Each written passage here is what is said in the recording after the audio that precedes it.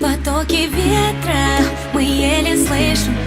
Не беспокойся, ведь тебя я не обижу. Одним дыханием с тобой мы дышим.